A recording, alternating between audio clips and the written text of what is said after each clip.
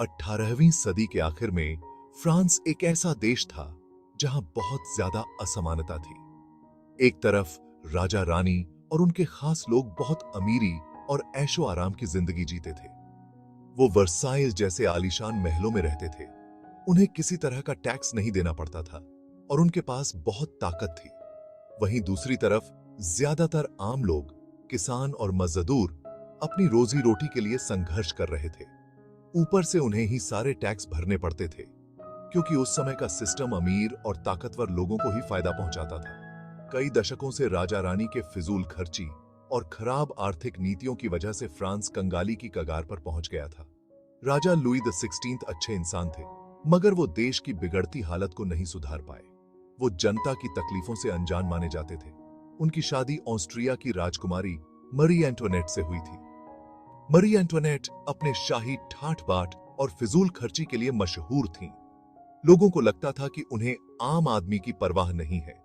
इस वजह से लोगों के मन में राजा रानी के प्रति गुस्सा और भी बढ़ गया। इन सब के बीच एनलाइटनमेंट के विचारों ने आग में घी का काम किया।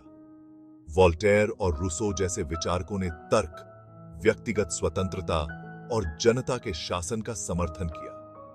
इन विचारों ने दबे कुचले लोगों के दिलों में जगह बनाई।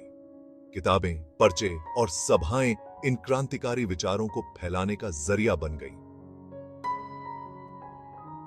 धीरे धीरे लोगों के मन से राजा के प्रति सम्मान कम होने लगा। अमेरिकन रेवोल्यूशन की सफलता से प्रेरित होकर फ्रांस के लोग भी एक ऐसे भविष्य की कल्पना करने लगे जहां राजा नहीं, बल्कि वो खुद अपनी किस्मत के मालिक हों। क्रांति की नींव रखी जा चुकी थी। आर्थिक तंगी, सामाजिक असमानता और नए विचारों ने मिलकर एक ऐसे विस्फोटक माहौल का निर्माण किया जिसने फ्रांस के इतिहास को हमेशा के लिए बदल डाला। 1798 की गर्मियों में फ्रांस में चल रहे तनाव ने विकराल रूप धारण कर लिया।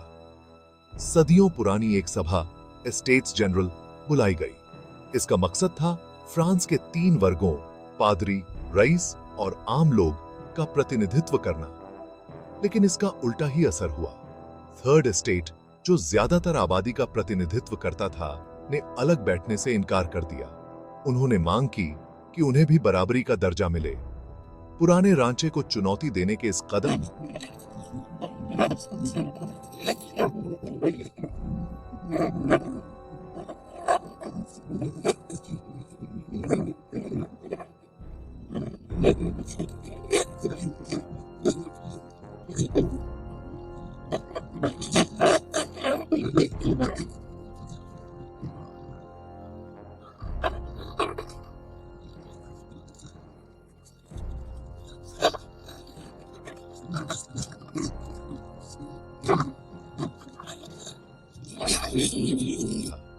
जहां कैदियों को रखा जाता था। यह शाही शक्ति और अत्याचार का प्रतीक था।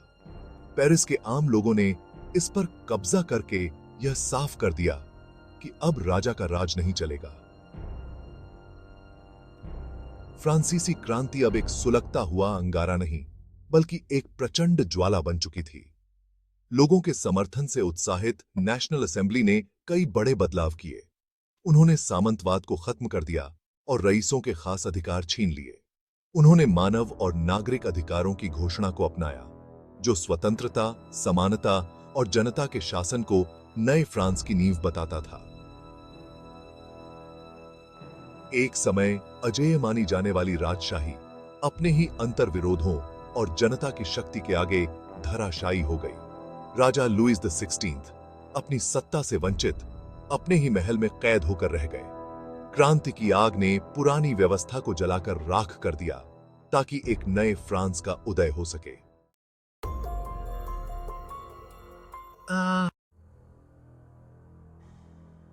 भाग 4, आतंक का शासन, न्याय या अत्याचार। भाग 5, एक नई उम्मीद, निर्देशिका और स्थिरता की तलाश। भाग 6, क्रांति की विरासत, स्वतंत्रता, समानता, बंधुत्व की गूंज।